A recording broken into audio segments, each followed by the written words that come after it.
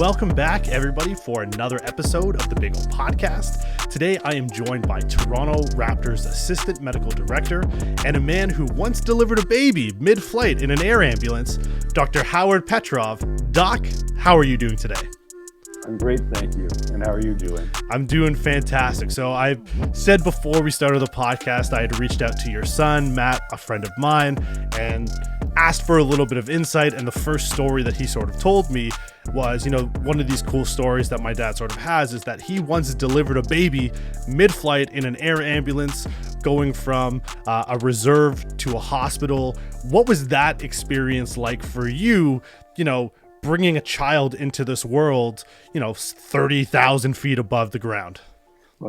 Well, first of all, it wasn't 30,000 feet above the ground.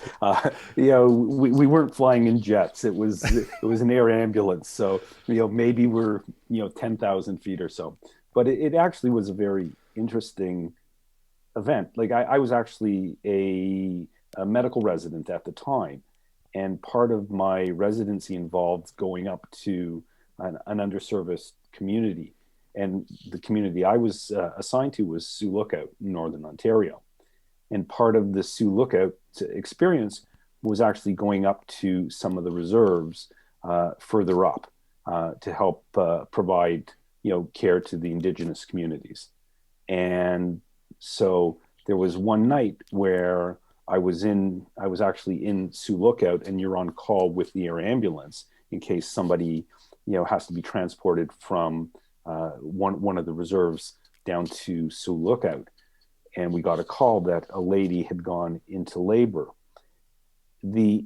Up at that time, up in Northern Ontario, they would try and transport these individuals down to Sioux Lookout before they go into labor, because you have all the services available in Sioux Lookout, some of which aren't obviously available in some of the smaller communities. And so, as it turns out, this one individual went into labor a little bit earlier than expected. So as soon as we got the call to go up, we flew up there, and literally everything was nice and stable to as we were starting to transport down. And then halfway through the flight, we get that call, I have to push. And yeah. It was a little bit challenging because you literally are in a very tight environment. Now, part of anything that you do involves preparation, and so knowing that we were transporting, a pregnant lady with the potential for having to deliver en route, although not planning that it's going to happen, there actually were a couple of nurses that were stationed, at the nursing station in this smaller community, and one of them came down to Sioux Lookout on the plane. So we had an incubator for the baby and everything like that. The only challenge was that, in fact, there were 3 nurses up in the community at the time, 2 junior ones and more of a senior nurse. Unfortunately, the senior nurse did not have the skills that the junior nurses had, because they were actually NICU nurses from sick kids. Oh, wow. And I really could have used their help on that flight. But, needless to say, that it was a happy ending, because mother and baby both did really, really well. And yeah, I gained a little bit of a reputation up there for that flight. Listen, I can't imagine, you having dinner with friends or colleagues and everyone's sort of sharing their stories. I have to imagine that's like the ace in the hole. That's got to be one of the top stories that you could probably share, especially as you're going through the early parts of your medical career. So always good, always fun, very interesting, but not the most interesting thing about you. I mean, I led off the top with it. You are the assistant medical director for the Toronto Raptors. And for someone who doesn't practice sports medicine, how did you find yourself working for your hometown NBA team? Well, that was that too was, it happened by chance. My background's actually family medicine and emergency medicine. So I had, at that time, I was a practicing emergency physician part-time and working in a community family practice part-time. And so going back, I guess it's about 15 years ago. The team was in a little bit of transition, and there always is transition that occurs with any of these sports teams, both obviously with coaching staff, with management, physicians, trainers, everything like that.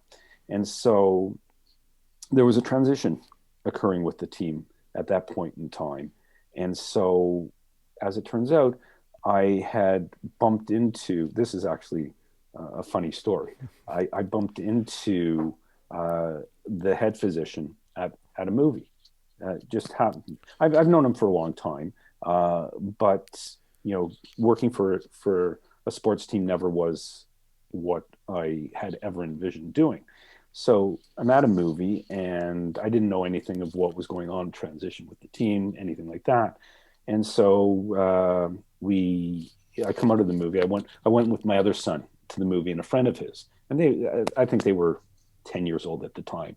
And they went and we saw like James Bond or Mission Impossible, like some sort of testosterone driven movie, and I gave them nothing but soda pop and candy. They were wired. They were absolutely wired on sugar coming out of the movie. Anyways, so we bumped into the other physician, and he was there with his wife, and they were coming out of another movie, and so we were stopping and talking.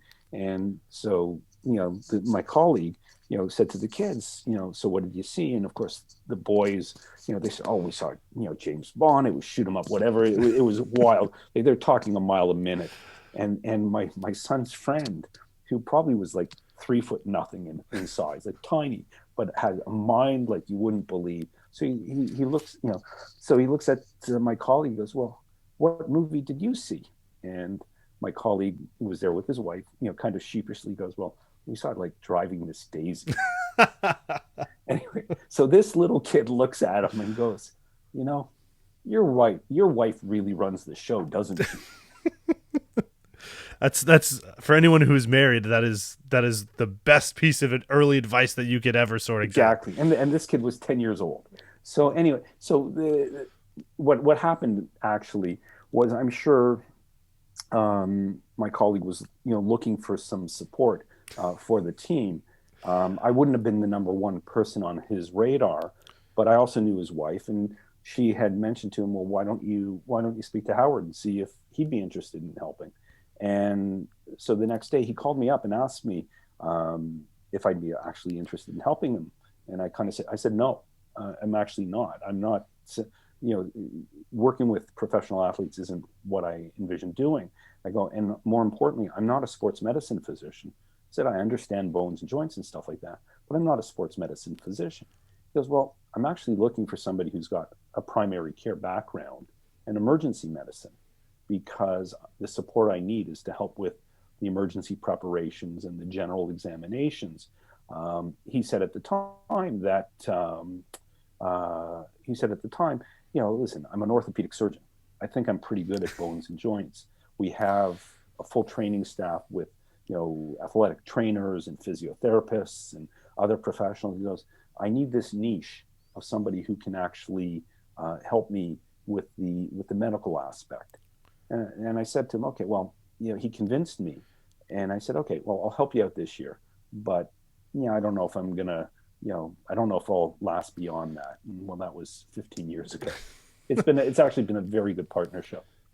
I mean, wow, great to just sort of fall into that, luckily, at a movie. And then, as you said, like 15, 16 years later, you're still part of the Raptors medical team. What was your fandom like as a, casual basketball fan? Like what were you like going into, okay, I'm going to work for 1 year with this professional basketball team, and then has your fandom is increased over the years to feel like more of a family with some of these players and their families? Yeah, well, actually, excellent question. When I started, I'd say I was a basketball fan in that it really was casual. I knew, you knew Magic Johnson, you knew Larry Bird, you saw these teams, I knew Vince Carter. Like I knew certain Right. players, but I couldn't have named all the players on the team before I got there. It just wasn't my. I wasn't that big of a basketball fan. I didn't really understand the game, and in essence, that was a good thing because I didn't go in expecting to know everything.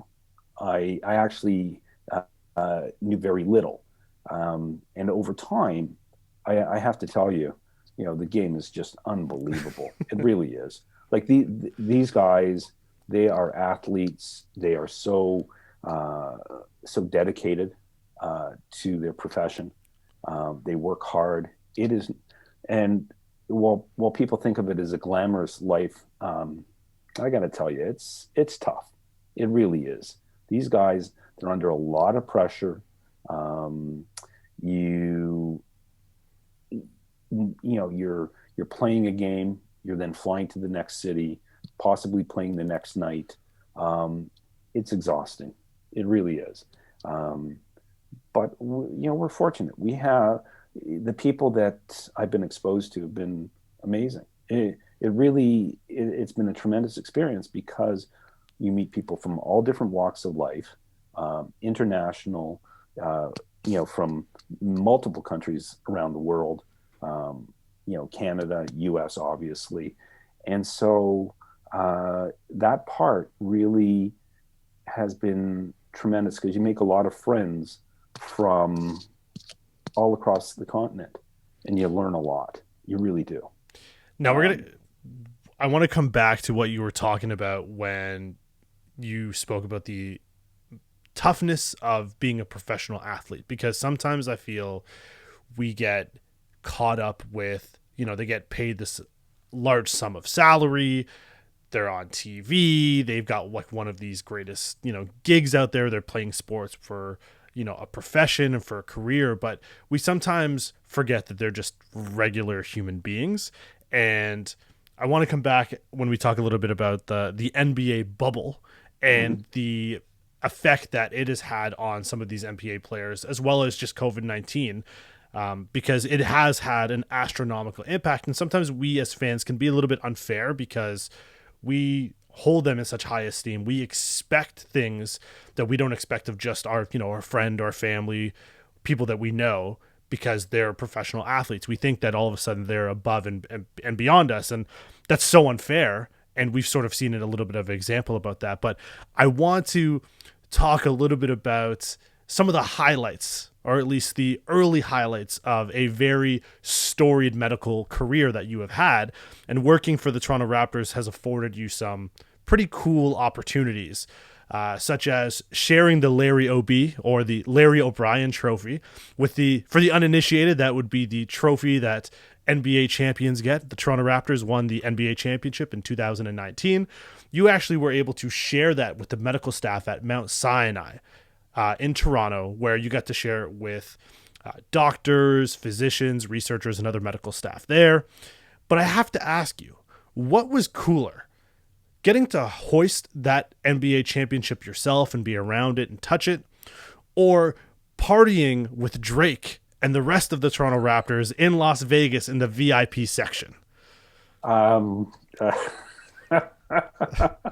well, to be honest with you, probably having the opportunity to share the trophy with my friends and colleagues by far. That was the most tremendous feeling. Vegas after we won is Vegas was an experience, but you have to understand, okay, you know the players are your generation. Sure. I'm a generation older, right? And Yep. so when we go out, we don't hang out with the players, right? I mean, I'm like their parent. It's like, are you going out and are you going to a club with your father? No. Um, it, Being there and experiencing the excitement after we won, that was unbelievable. But it definitely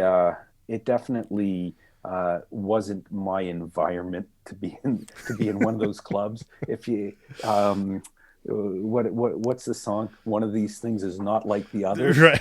Well, so I definitely like the everybody who was in the club that night. Obviously, were the age of my kids, and as much as I enjoy being with my kids, I also know when I'm not welcome. And so, but that was really, you have to understand that winning that championship was just, it was off the charts. Like, I mean, um, out of for all those years of hard work and everything, and think of all the athletes who played their whole careers and have never won the championship. There are a lot of people out there, and you realize just how difficult it is to get to that level, to get to that, to win that final game.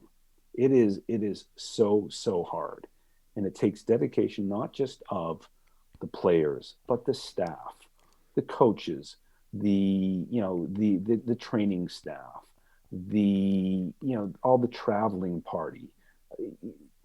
There, it really is a team effort, and you can't forget all the people that you don't hear about that are involved in the organizations, whether it's the media people, the security people, heck, at the arena, the ushers, like all of these people, they're part of the team. They bring something to the table all the time, and so it was really it was a tremendous experience to be able to celebrate like that. And obviously, the parade in Toronto was just, it was unbelievable. Um, but you realize, number one, we you have leadership that has to uh, make decisions, very difficult decisions, in order to try and move ahead.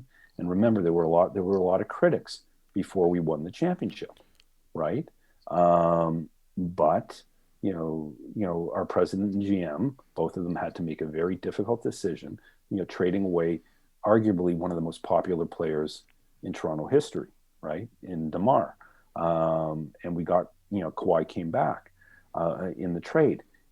You know, to make that trade was really difficult. Okay, and then the chemistry had to develop.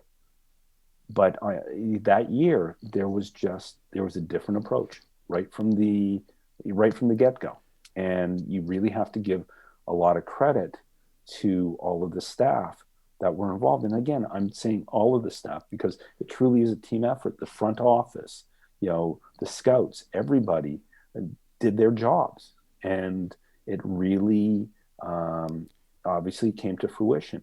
And remember that it's not just one year. That is built on prior years as well. So there were others who weren't necessarily part of the organization last year, but it also set the foundation years prior. So, yeah, but one of the reasons why I took the trophy to Mount Sinai, it was really important to me. Number one, I had worked there and I still am on staff there, but I was part of the emergency department there for 20 years. They support us tremendously, amongst others within the city, but Mount Sinai supports us tremendously with the team when we need emergency care, whether we need certain testing, things like that, consultation. They've been tremendous to us. So being able to bring the trophy there and let others enjoy it, really, because I had the trophy. To me, it was, wow, this is great. But to others who won't get that chance to be that close to it, just there was a lineup that we were there. I was there for I think 5-6 hours, and it just didn't stop. People were just coming for a photo with it. You could see the joy in their face. Like it really was very special. Um, and then I also took it. I also work at another hospital in the east end of the city. It's now part of Lake Ridge Health, but at the time was Rouge Valley Health System. It's a smaller community facility called Ajax Pickering, and so I took the trophy there because I've been working there for 30 years, and these are my colleagues who helped me with my patients, and I brought the trophy there unannounced. I just showed up one day. I said, brought it into the doctor's lounge. Well, word got out in the hospital, and again, the same thing. People were just coming around, to take a photo with it, and that, being able to share it like that was really special. Now, there are two things I want to unpack from what you just said. Number one, very quickly, we all know that the Stanley Cup has like a personal bodyguard. They wear gloves. It follows the Stanley Cup wherever it goes. Does the Larry O'Brien Trophy have someone that's sort of dedicated for watching it when, it's going out and visiting hospitals or going with players or going to events? I guess the person who has it is the person who's responsible for it. I didn't have any security with me. Actually, I shouldn't say that, because when I brought it to Mount Sinai, they actually had security there because obviously there were a lot of people coming through, so there was security. When I brought it to the community hospital, it really was me, and when they held the trophy, it was like, don't drop it. Just don't drop it. Right? I cannot imagine having that sort of responsibility and just, being very, very careful with not dropping the merchandise. Right. And then, of course, being able to share it with my family and friends, that of course, because they've been along the journey right from the beginning. Of course. And they know how much work is involved supporting the team and the demands time-wise. And so for them to actually be able to celebrate the exact same way was really, it was pretty special. I'm sure everyone had a great time. I got to see photos. Matt was with the trophy and some of our camp friends. So obviously very good. You never know when you're going to get another opportunity to be able to do something like that.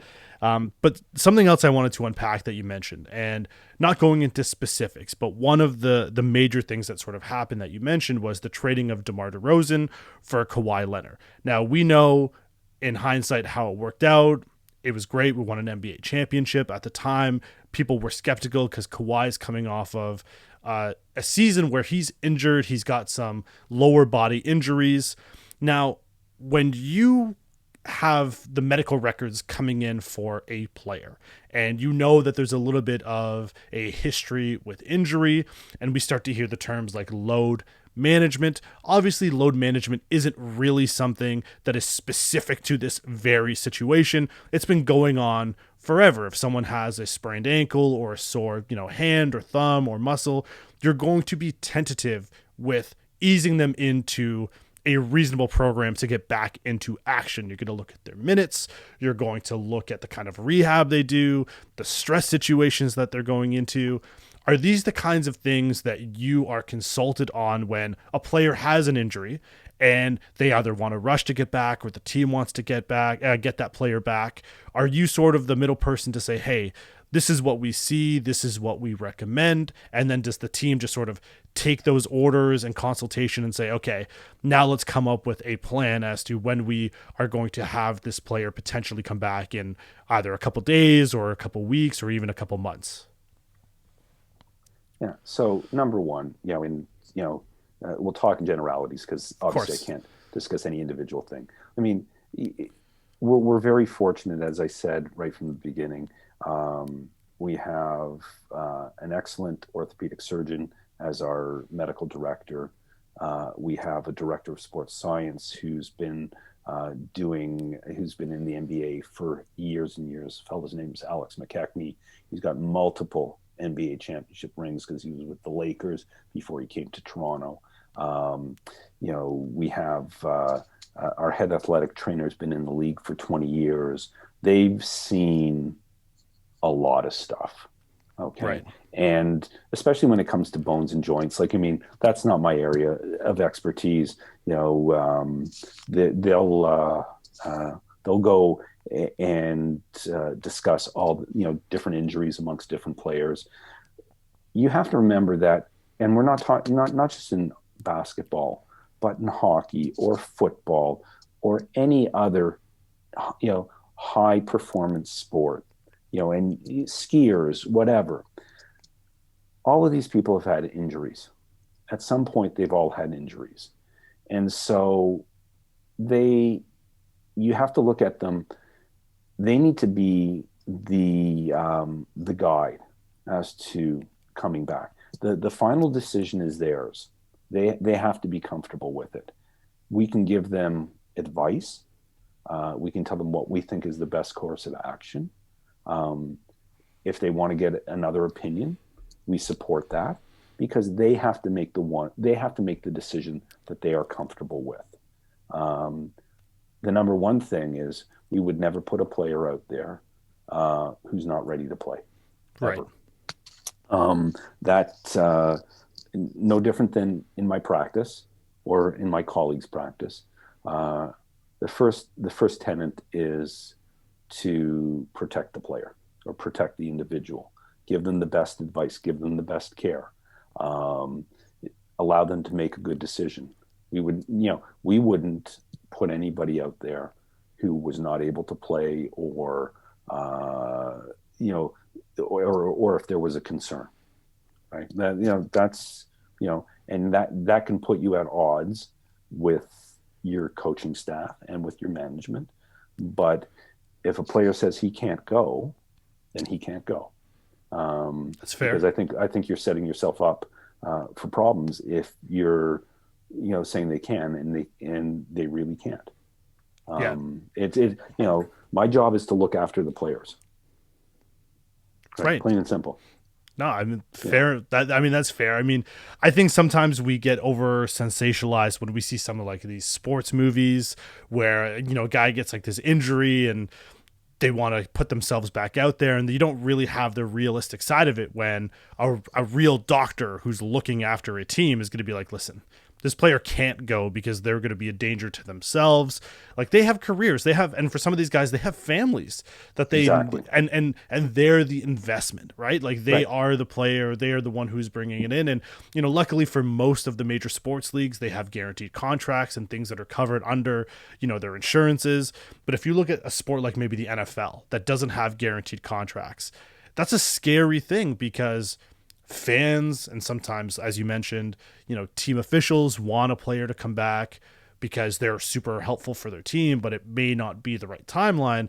And then these guys go out and they blow out another injury because they came back compromised already, and now their career is over. The average career span for an athlete is anywhere between 3 to like 6 years, depending on your sport. That's a Right. very small window to try to earn a living. And in some cases where guys don't go to college or Right. they don't really have a backup plan, this is it. Like, the Right. chips are all in. And sometimes it doesn't work out, and that can be a scary thing. I'm sure that's probably one of your biggest fears as someone who is looking after the best interest of the Right. players. Yeah.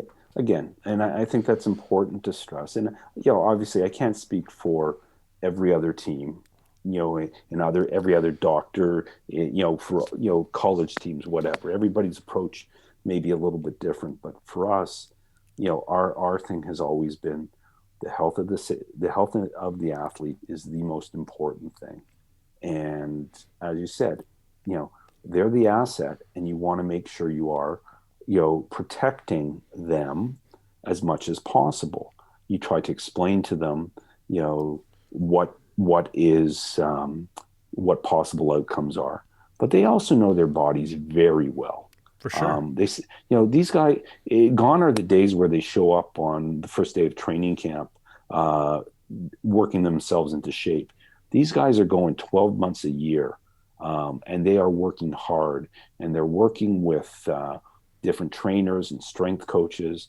They understand what's at stake, and so whenever we're helping to guide them, inevitably, they have other people speaking to them as well.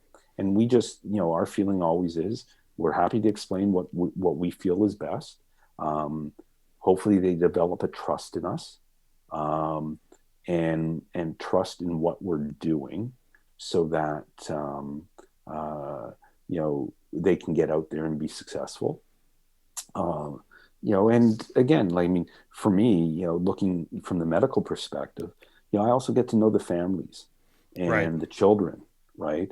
And I look at it, if they're calling me in the middle of the night because of their child, then I've done a good job, because they know that they can call me. They know that they can trust me, right? Right.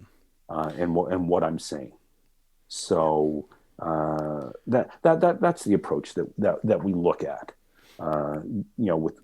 With and it can be players, it can be staff, it can be coaches. Like, it doesn't matter. I mean, we're all part of the team, Right. right? And we're here to help and guide them all. Because when we were talking earlier about the demands on the team, on the players, you have to remember there are similar demands on the coaching staff, on the training staff, on the front office staff. There are so many people behind the scenes that make the product, that splashy, glitzy product. But there's so many people involved that don't necessarily get the glamour, or the thanks, and they really have to be recognized, because it's they work incredibly hard, again, to make sure that the players are successful. And think about it. You're in the championship, okay? There are a lot of distractions going on. You need your security guys and you need your media guys to be able to keep things structured for the players, so that they can maintain their focus on what's at stake, Right. right? So, but those people, you don't hear about how important their role is to keep the media happy, and for the interviews and the sponsors happy, but also to make sure that the player is getting the right rest and everything like that.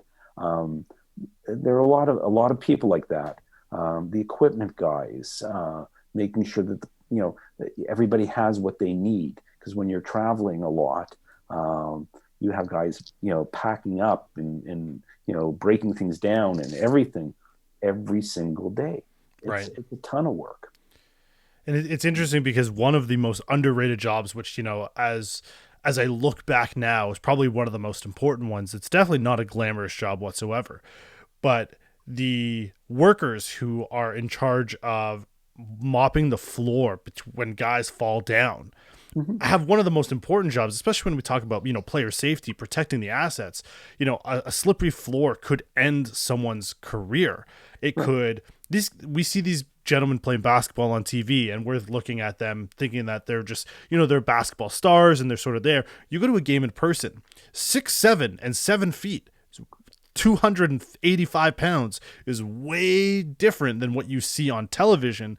And when these guys hit the ground and they're grimacing and they're in pain, I mean, the bigger you are, the harder you fall, is that old saying. Yeah. So these guys who are constantly cleaning up spills or making sure that the court is safe, I think have one of the most underrated jobs, because they are protecting athletes live in Yeah. game at a super high physical pace. Without those guys, I mean, it could get kind of scary, and we sometimes see the results Yeah. of Yeah. what happens when they're unable to get to what they need to right away. Right. Right. And listen, again, those game operations people, Yep, unsung heroes, for sure. right? And what you're talking about, these are big guys with big bodies. Yeah. Okay, it's physics. You have two masses colliding, and it's a very physical game.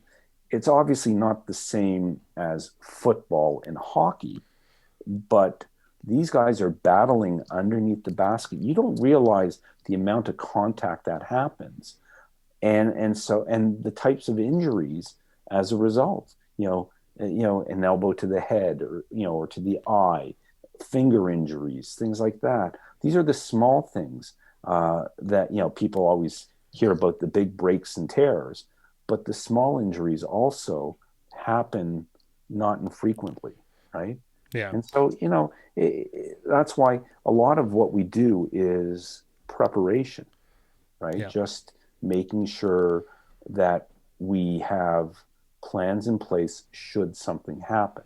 So emergency preparations to, if something happens on the court, making sure that we have, like we have, there's always an ambulance, a dedicated advanced care ambulance available to the floor, just to the court, to the players. And so every year, before the season starts, we go through a dry run, both at the arena and at our practice facility, making sure that we know who's going to be where, so that, when if a time comes, you're not left scrambling. You actually, all you have to do, you may not notice it, but, somebody who's aware may notice somebody just make a little head movement and an eye roll, and all of a sudden people are coming out, right? I mean, the challenge is that when something like that happens, on a court, you have basically 20,000 critics in the stands. Right. And then you have ESPN rolling the tape over and over and over again.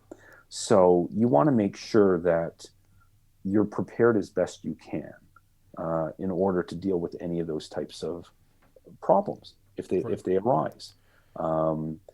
And that's just from my perspective. But then the security guys have all their protocols in place. The building operations people have all their protocols in place, and everything has to work together for a successful product, right? Yeah. And the glamour of the game is one thing, but there's a lot that goes on behind the scenes that makes it possible. And again, from our perspective, you have tremendous leadership from the NBA. Throughout the whole COVID crisis, they've been leaders in society in dealing with things. They've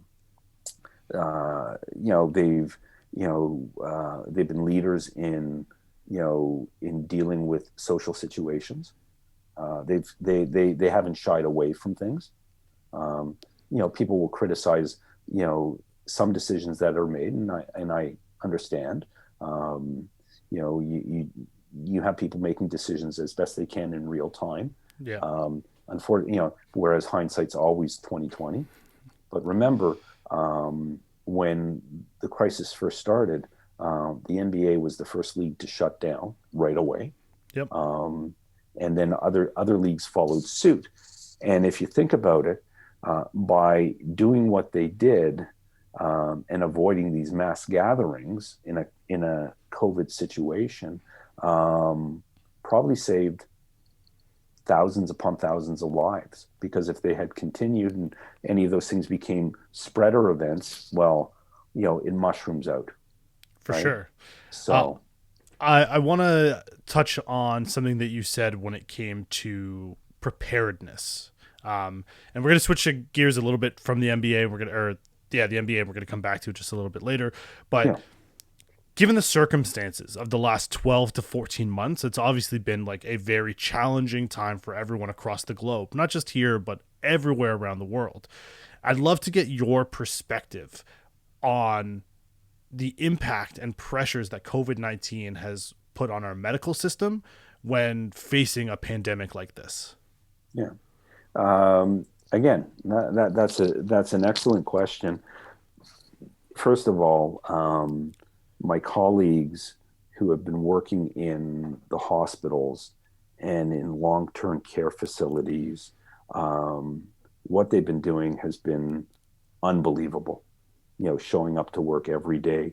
The stressors of that, you're dealing with a very stretched healthcare system.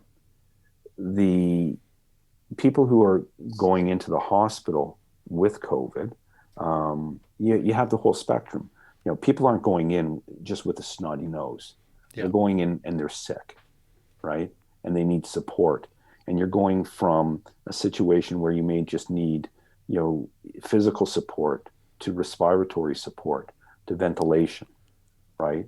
And when people are looking at the numbers, Oh, only 5 people went into the ICU. The numbers aren't that bad. Well, the problem is when people are going into the ICU, they're not coming out the next day. Right. They're in there for, usually a couple of weeks, right? So with each day, with more and more going into an intensive care unit, um, that the capacities get exceeded, and everything's been about trying to avoid the surge where you overwhelm the system. Sure. But the other ramifications are if your resources are dealing with something like COVID, and let's say your ICU beds are taken up by that, by those individuals, or there are fewer beds available. Well, you still have the normal demands that are placed on a healthcare system for people who have other issues where they may need an ICU bed, Right. right? Whether it's a cardiac event, a traumatic injury, a surgical issue that is very complex and they need extra support. You don't necessarily have those capabilities. You're not able to look after all those people. So the demand for these other services doesn't go down, but you're not able to service them as well. And so that Yeah. puts a huge, huge strain. And obviously, I mean, you know, for all those individuals in long-term care facilities who have passed away, I mean, that truly is a tragedy, an absolute tragedy. Um, and, we have to do better. Yeah. Those are the most vulnerable, and we have to do better. The emerges, the emerge docs, nurses, nurse practitioners, clerks, the emerge staff. That's a better way of putting it, because you have to work as a team there as well. Right. They are tremendous what they're doing. It really is dealing with these people coming in, plus dealing with the demands the regular demands placed on an emerge. And like I said, I worked in an emerge for 20 some odd years, and I know these people are so dedicated and work so hard. And now you're throwing in a lot of unknowns, especially with respiratory infections, where potentially you're putting yourself at risk. For sure. Right. Yeah. Um, And I just want to talk about, because you're on the topic of talking about like our emergency rooms and the medical teams. Our youngest daughter, had a seizure in the early part of the spring. So sort of at like the beginning of the pandemic, but people were still aware of what was going on. And for me, I'm now finding myself as a parent worried about two things. Number one, is my kid going to be okay? Why did she have a seizure? It was in the middle of the night. She wouldn't stop shaking. So I'm already panicking, number one. And number two, now I have to worry that my daughter's going to the hospital, which is where everybody who has like a runny nose or think that they may have, the coronavirus at the time or COVID-19 is at. And now I'm panicking even more because some of these people are in the emergency room and that's where my daughter is going to be. But I'm so thankful that the emergency responders who got to the house, they were already wearing their masks. They took care of my daughter and my wife. They were there for about 18 to 20 hours over the course of being picked up and staying in the hospital. And they really did an amazing job of not only reassuring us that everything was going to be okay, but also making sure that, and reassuring us that our daughter was in the best place to be monitored and to still receive the proper care. That's early COVID. That's yeah. not thousands of cases every single day in our hospitals. I can only imagine, right now in Toronto, like last week or 2 weeks ago, we're in the 3,000s every day, which Yeah. for people who are going in and getting checked into hospitals, those are beds that are being taken up, which means, more cramming in our hospitals, which means Right. Okay. So a couple things when, because, the hospitals, they did learn some stuff from SARS going back, yeah, 15 years, 20 years ago, whatever. So they did learn from that.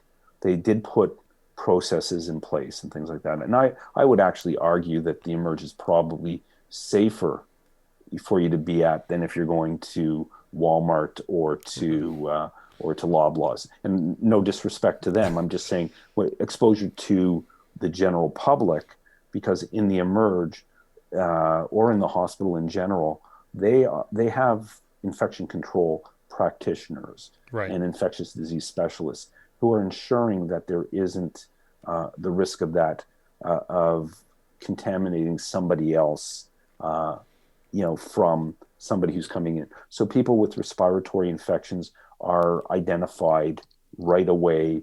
They're isolated right away. And other people are put into other parts of the department. There are different types of ventilations in these departments. One of the bigger problems with the COVID situation is that people who actually need to go to hospital were afraid to go to the hospital. For sure. Because for the fear that you just voiced, and which could potentially delay treatment. Of course. And so that's why reassuring people that, the emerges are actually, they are very well run. They are very diligent with infection control and monitoring and making sure that not only are you in a safe place, but they're working in a safe place as well. Right? Because they're there all the time. You're coming in for a period of time. So they want it safe for themselves as well. Of course. Right. And I would encourage anybody who still feels that they need to go to the emerge, to go to the emerge. Right. That care really, should not be questioned or worried about. Right. Now, we've talked about this on the podcast before. I had Kelly Rudy on just a few episodes ago who talked about his experience with mental health. And it's probably more important now than maybe ever before, especially in Canada or the northern United States, where we're entering our winter months.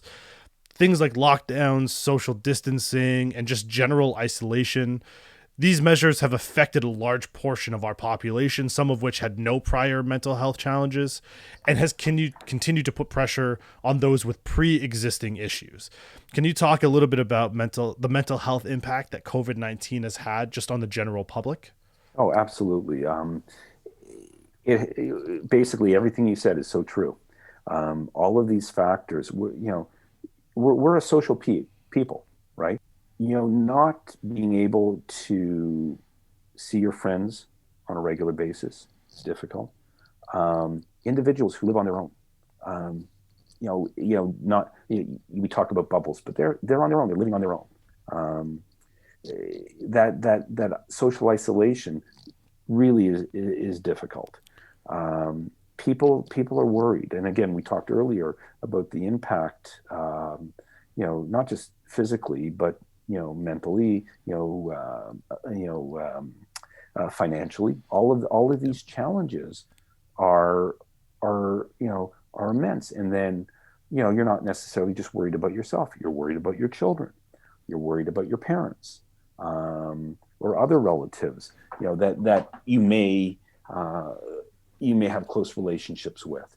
You may have friends or family members that actually got very sick or passed away, and when you're not able to be there to help them grieve, or mourn the loss of a loved one, that's very difficult.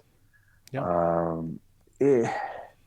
All of these stressors are huge. People are worried about, when they take, public transit or ride shares. I mean, and then you have people who judge others, right? Yeah. That person's not wearing their mask properly. Well, not everybody's perfect, right? Right. They're wearing a mask. The best thing you can do is protect yourself. Of course. But, you really, people just have to understand that the emotions that they're feeling is real. Um, if they are feeling overwhelmed, not able to cope, not able to uh, you know perform their best, that they should reach out to their physician, to a helpline, to a friend. Um, you know, they should not sweep it under the rug. Mental health issues are medical issues that need to be treated with the exact same respect as you would a heart attack, a stroke, diabetes, high blood pressure. You have to treat it with respect. And, I think that people are willing to talk about it more and more, which is really tremendous because I personally think half the battle is getting somebody to say, you know what, I'm having a problem and I need help, Right. right? Um, and then hopefully the person that they're confiding in is able to help them and help guide them, Of right? course. Um, so we really see a lot of a lot of stress, a lot of anxiety, um, and I think unfortunately it's going to persist until things stabilize, you know, a little bit more. Right. I mean, and we even talked about it a little bit earlier when we alluded to some of the stuff that, professional athletes sort of go through. And, Paul George, Kyrie Irving, and NFL quarterback Dak Prescott have all spoken about the challenges that they have faced since the onset of COVID-19. Paul George talked a little bit about the NBA bubble and the effect that it had being away from family before they were allowed to have them.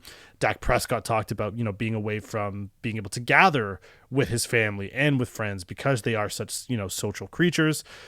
With all of these isolation protocols that were implemented last year for the NBA and the NHL with their bubbles, how did you help prepare the players for the mental side of entering into a bubble? We first of all, the NBA did a tremendous job. Um, they made sure that there were a lot of resources available to people, and not just players, but to staff as well, that were entering the bubble. They consulted with different experts before the bubble was even created. I know that they even talked to the military because this going being in a bubble for 3 months, they were saying had similarities to being on deployment, away from family and in hostile environments and things like that. So they did a tremendous job in making sure that there were supports available. The team, we also have psychological supports available. We have there's a sports psychologist, that's with the team that was regularly in touch with players and staff. They tried to maintain a community with families that weren't in the bubble, so to make sure that families remain connected, and there were group events. Yes, it was by Zoom or whatever, but they tried their best. It was definitely very difficult. It really was. And again, um, you know, right now, with the ongoing challenges as well, it really it's difficult. But um, there are plans in place. The NBA has a full health and wellness focus for players and staff. Um, and you also learn as you go along, but it's also making sure that people know that you're approachable. And of course, any of that stuff is always, confidential, whether we're talking with the team in my office or whatever. It's all confidential. So you try and help them and get them the resources that they may need, and deal with it as appropriate. Every team has like a mental health program as well. So, similar to a medical emergency action plan, a mental health emergency action plan. And when you have these professional athletes talk about their challenges that they've faced, it gives other people permission to say, well, you know what, you know, he's having that. Well, you know what, I'm experiencing it too, right? So it opens the conversation, and that's what you need. You need to allow people to be comfortable, um, voicing that they have a concern, and not feel that somebody's going to be judging them, right? Because For it sure. affects them greatly. For sure. And now, I mean, speaking of the NBA restart, everyone who watched on TV just got to see sort of the NBA is going to be at Disney World. It's just going to happen. All of a sudden, teams start playing all of these games, and we sort of just get back into the business of basketball. But prior to resuming, in accordance with the NBA's health and safety protocols, you were part of a team that had to recreate the measures that the team already had in place in Toronto, but pretty much start from scratch when you guys made the trip out to Naples. What was the biggest challenge that you encountered during that time? The biggest. There were numerous ones. Well, first of all, literally, you are packing up and you are moving everything down there. You had to identify the places that you were going to, and you had to identify the support companies that would be needed in order to ensure that you are disinfecting things properly. The gyms are being done in accordance with NBA policy. You want to make sure that the hotel is following safety protocols. You have to be very careful about common areas. So, number one, when we went down, it wasn't just me. I mean, there were numerous people, again, all of whom have important roles in the organization. We had one of the building operations people from OVO come down, because he looks after OVO and the cleaning and everything, like making sure that that happens. Well, we needed his expertise in order to ensure that the people that were helping clean things down there were looking after everything. So we have, there's a dietitian who works with our team, a sports nutritionist dietitian, who helped with the food services, making sure that we were following certain protocols, with respect to food delivery, making sure that the environment was appropriate.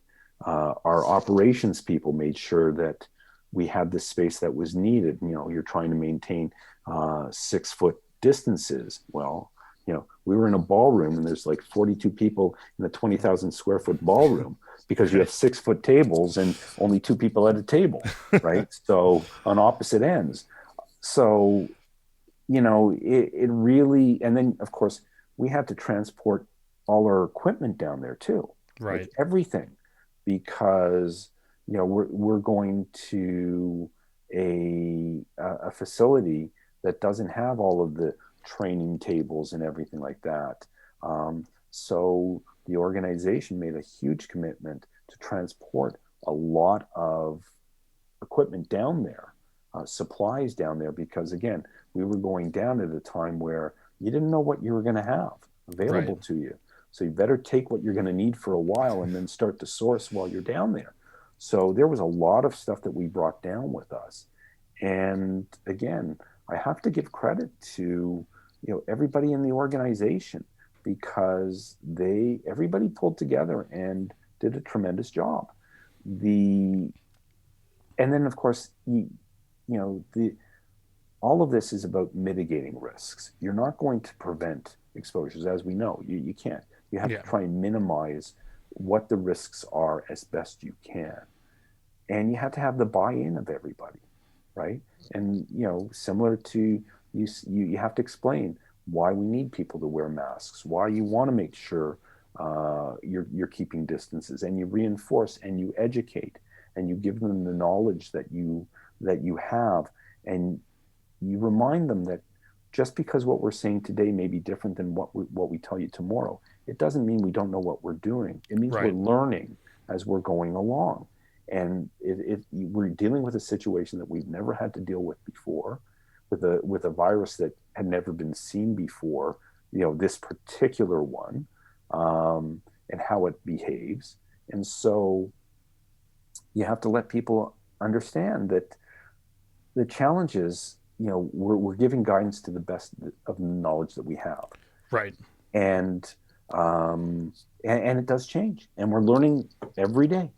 There's something new. Now, on that same topic, where you pick up and you got to go to Naples and get ready for the NBA restart, the 2020 season finishes, and everyone thinks, okay, we're going to hopefully get back to a little bit of normal for the following season. Well, the Canadian government has decided that due to their international travel restrictions, the Toronto Raptors won't be playing out of Toronto. They'll actually be playing out of Tampa, Florida. So you've already picked up once from Toronto, taken everything to Naples to do this. What challenges did the organization face now relocating to Tampa, and what protocols did you have to put in place for the team at Amalie Arena? So, on one hand, the experience that we had going to Naples really helped us out going down to Tampa. Okay, because a lot of what we had to do, we were doing again. Right. So you have to understand that the team was working with all three levels of government, and it's not an easy decision to say yes or no. Sure. Right. The big the big challenge obviously is how could it be done safely? Could you have people coming across the border, safely and minimizing the risk to others, right? The So could it be done? Sure, it could. How would the optics be? Probably not so good if we're telling others that you can't. So let's be realistic. That comes into play as well. For sure. But it's not just a team coming up to play and they're going from charter plane to secluded hotel to secluded arena back to charter play. There's limited exposure to the public, but for our guys and our staff coming back and forth over the border, it means that basically they're in quarantine the whole year. Right. That's a challenge, right? For sure. So that I understand the difficulties that the public health officials were having, the federal health officials were having, trying to come up with a good solution, but unfortunately, timelines being what they were, the team has to make a decision, and you can't just say, okay, they said no, okay, we're going to start planning tomorrow. You have to be planning as you're going along. Right. And reading in the paper, there were always different cities that always seemed to pop up as to what where we may be headed. Right. The decision for Tampa, I'm not sure when it was made, but when it was made, everything had to start happening. And what they've created down there is unbelievable. It really is. We were staying at one hotel, the Marriott in Tampa, while the JW Marriott was being constructed across the road. It wasn't yet open, but they created our whole training facility there. So wow. In the ballrooms, they have 2 full-size courts. There's the whole training area. It really, what they were able to achieve. Offices were set up, a weight room and everything, equipment room. Like it really is amazing what they did in such a short period of time. And they really need to get a lot of credit for what they did and how well they did it. Amalie Arena, well, it houses the Tampa Bay Lightning. So, it's similar to any other multi-use facility. It's pretty similar, right? But Yeah. the training facility that they created at the JW Merritt is really quite something. Um, but again, it's still not their home, Of right? course. Of course. And one of the challenges is you have everybody relocating, having to find housing, there's a lot of different pressures, um, that people are facing, right? Of course. Of Yeah. course. Now, I got two last things to get you out of here because I know we're Mm-hmm. running a little long on time. But one thing that we have talked about, and you even mentioned you were very passionate about, and that's vaccines. So it's obviously a Mm-hmm. big topic right now as governments across the world begin to offer it for COVID-19. Although there have been a lot of people who have been skeptical to taking it, citing negative side effects that they've read about, how long it took to develop, and whether enough testing was done prior to it being mass produced. Where do you stand on vaccines as a whole, and would you recommend people getting the COVID-19 vaccine? Um, so, in general, just I am definitely a pro-vaccinate person. I believe in the science. I've seen the science. There are diseases that we used to see regularly 30 years ago that we haven't seen in ages. Right. Young children, for example, when I started my training, there wasn't a pneumonia vaccine for children. There wasn't a Haemophilus vaccine for children at the time. And those yet, there were kids who would develop, meningitis. They would develop other types of severe infections. Some who would succumb to them. Okay, I haven't seen them in years. Okay, not to say that they've completely disappeared, but I'd work a shift in a merge. A night didn't go by where you weren't seeing one or two of them. Well, I Right. haven't seen them in years. Okay, chicken pox, Yep. common childhood illness. Okay, 20 years ago. Okay, with the advent of the vaccine. Okay, I'll see maybe one case, a year, every 2 years. Some of my trainees have never seen a case of chicken pox. They've heard about it, but Right. they haven't seen a case. So vaccines do work. We've basically eradicated smallpox. All of the resurgences of illnesses that you may see, whether it's measles outbreaks or mumps outbreaks, are in unvaccinated people. Now, Right. vaccines may also, your immunity levels will vary. And yeah, you may need booster shots. Right. Okay. Well, you get a tetanus shot every 10 years. Okay. How bad is that? Right. Yeah. People get immunized against hepatitis, hepatitis B, hepatitis A without thinking twice. Okay. Right. What you have to remember is that all of these vaccines, have been developed based on knowledge that they've learned from prior vaccines. Right. With the COVID vaccine, number one, there's been a lot of funding that has been put towards the development. Usually what happens is a company decides to develop a vaccine for it. They're funding it themselves Right. based on what future sales may be, right? Um, Governments are pre-buying doses of vaccines that aren't yet proven. Right. Okay, but what that does is it allows the companies to develop them. Every stage of a vaccine process has been followed. They have multiple stages. Stage one, for safety. Stage two for dosing. Stage three for um, a broader benefit. Okay, Right. and usually it starts stage one. You evaluate. You get the funding. You go to stage two. You evaluate. Go to stage three.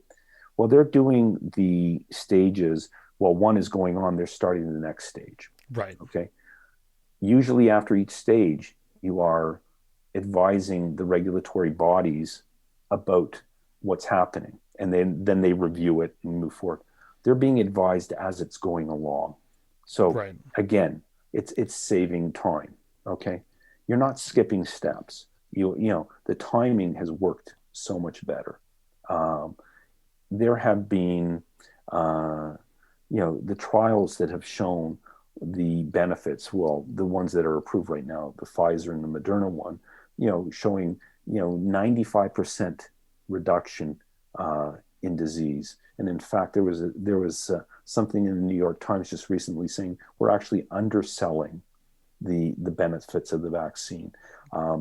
There were studies showing that, I think in the studies there were like 30,000 people. How many people got severe COVID? One. Wow. Right? So I mean, the benefits are there. There's no doubt about that. There will be some people who do have side effects. There's no doubt about that. It does happen. Um, you know, but if the risk of a vaccine is, let's say 1 in 10,000, okay, but look at other risks that people face on a daily basis. Sure. You know, the to me, there's no question about it. Oh well, we don't know how long the immunity is going to last. Okay, so you get a booster shot. Yeah. Okay, we're learning about it. Yes, viruses mutate all the time. That's why they stay around. They've been around a lot longer than mankind has been. Right. They do mutate, but these vaccines can also be adjusted as well. But studies are showing right now that these other strains are still sensitive, or the vaccines are still effective against it. So to me, there's no doubt that the vaccine is beneficial, and I 100% would tell people to get it. I've been fortunate, in my line of work, I've gotten my first dose. Right. Okay, and I wish we had more doses to give to everybody, because I would, in a heartbeat, get people to do it. Absolutely. Especially, older individuals, Yep. where the death rates, climb as we get older. And for young people, you hear, it's not as bad in young people. Well, no, actually, there are a lot of young people who get very sick with this. They may not die, but they get very sick. And the long-term sequelae of the virus, there may still be things that we don't know yet, Of right? course. Yeah. So avoiding it. And then more importantly, well, you have a parent, right? Your parent, you may be the vector of concern to your parent. For sure. So I think that the vaccines are a tremendous advance. I'm amazed at how well they've done it. How quickly they've done it. Yes, they have, but that's been science. It's all based in science. And again, I alluded to earlier with our initial conversation, was that when I look to the infectious disease people to help me with the most difficult patients with different infections and stuff like that, I look to them for their expertise and their guidance, their knowledge, and I trust them. And here, those are the same people that are saying, get the shot. Right. Right. Why would I question them? These same people who I trust, with the information to care for you. Why would I not listen to them now? I mean, get the shot. It's, you'll hear about those cases, where somebody says, oh, I heard this person had a bad reaction, or that person had a bad reaction. You're right. But you don't hear about the million other people who got the vaccine without an issue.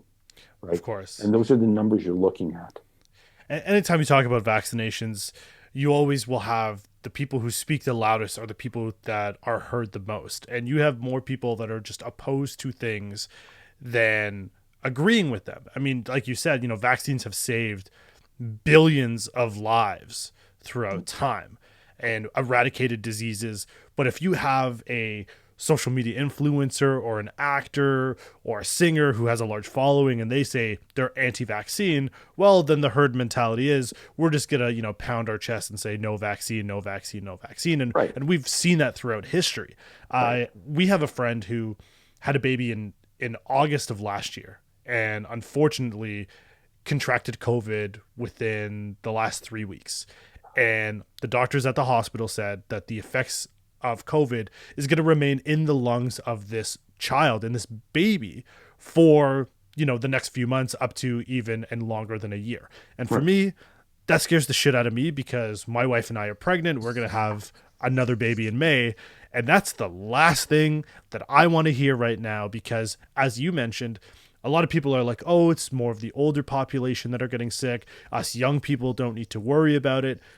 But if we are the ones who potentially carry this and give it Mhm. to a small child, I mean, they do not have the same necessary fighting Sure. chance that you or as someone who's been vaccinated or me who hasn't been vaccinated who's Right. in decently good health may But have. yeah, but there are young people of all age groups who have died from this, Of course. right? Of course.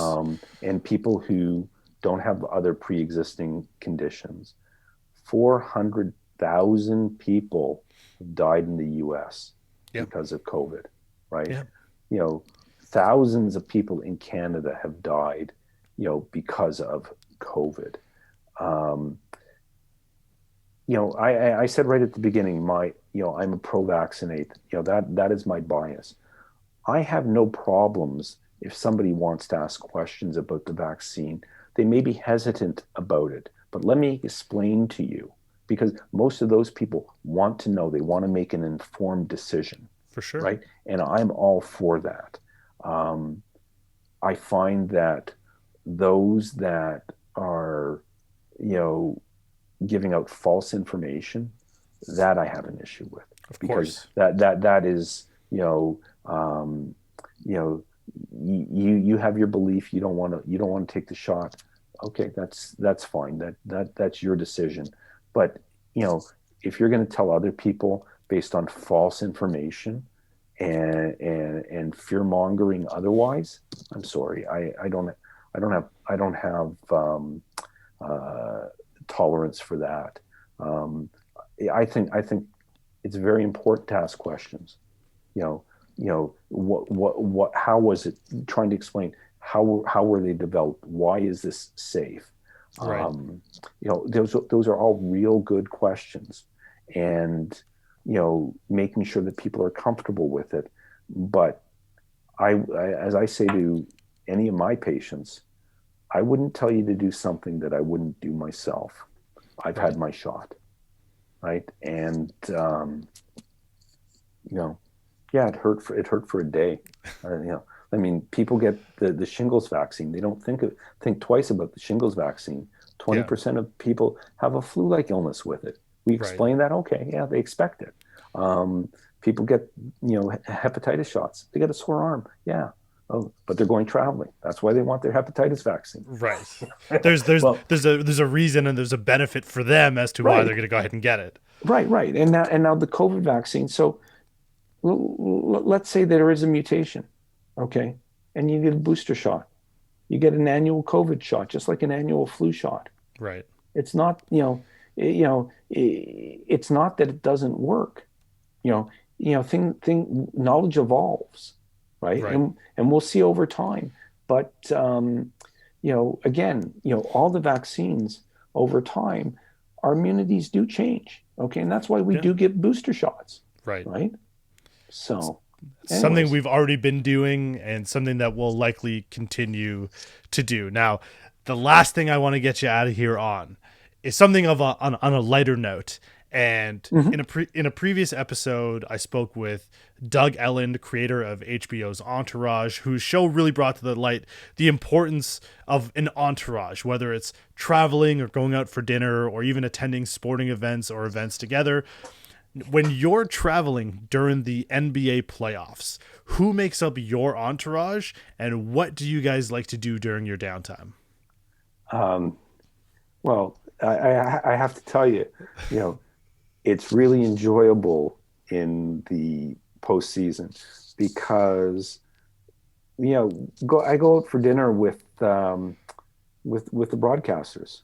So I go out for dinner with Matt Devlin, Jack Armstrong, Leo Routens, Rod Black, my colleague Dr. Marks. our, director of sports science. I mean, you go out with different groups, but all of these guys, they have the experiences that they have in life, are different than mine. And just hearing everybody's stories is just great. I mean, I said that we've, you meet a lot of interesting people, and one of the most fascinating people that I've met in this whole basketball journey is Wayne Embry. He's our senior advisor to the president, a gentleman who's, been in basketball for, God, 50 years, plus, a trailblazer throughout. And just, obviously he's older than me, but hearing his stories, learning from him, and just, we've had, all of us, we've had such great times in all these different groups. It's really, that's what makes it enjoyable. It's very stressful, but going and having dinner with these guys and just hearing them go at each other is really, it's quite enjoyable, because I'm sitting here going, as I said, one of these things is not like the other. Matt, for the record, Matt called you the old non-basketball guys. So that's how Matt sort of explained it to me. But it seems like, listen, whether you're partying in the VIP section or you're just, having an enjoyable dinner, it really seems as though, you love what you're doing. And obviously that's extremely important, for the team that you look after and for your family practice that you look after. Just in the brief conversations that we've had, I really am thankful for the conversation, the advice, and the knowledge really that you have been able to provide. I'm sure a lot of people will sort of take out what I've taken out as well. Dr. Petrov, it has been an absolute honor and a pleasure speaking with you today. So let me just, you mentioned Matthew, okay. My son. So, again, when I started with the team, I remember coming home at night, and I said to my sons at the time, I said, so guys, I just want you to know, I was just offered a job to work with the Toronto Raptors. And Matthew goes, this is the coolest thing that's ever happened to our family. and then he goes, and it's not fair. He goes, I go, what? He goes, well, most parents live vicariously through their children, and I have to live vicariously through my father. He goes, it's not fair. I go, Matthew, you're like 11 years old. Where did you learn the word vicarious? Anyways, listen, I want to thank you as well for inviting me on to your show. Obviously, it's been my pleasure to sit and talk with you for the last hour or so. And, it's, just as a final thing for, for your audience, I am Dr. Howard Petrov. I am the Assistant Medical Director for the Toronto Raptors. I also am, a family physician and one of the founding physicians of a family health team in Toronto, or in Pickering, actually. And that's one of my other jobs as well. And I want to thank you for inviting me on the Big O podcast.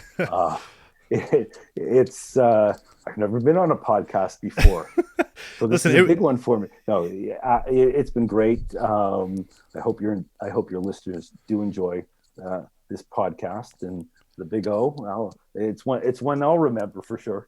Listen, I appreciate it. You've been so generous with your time, and I hope, maybe down the line you come back in the future. We can talk some more vaccines, talk a little Raptors, and talk about any fun new experiences you may get from, post-COVID NBA basketball. For all of the listeners, the Big O Podcast is available on Apple Podcasts, Spotify, Google Podcasts, or wherever you get your podcast, with full episodes of video up on YouTube. Thank you, everyone, for watching and listening. We'll see you next time.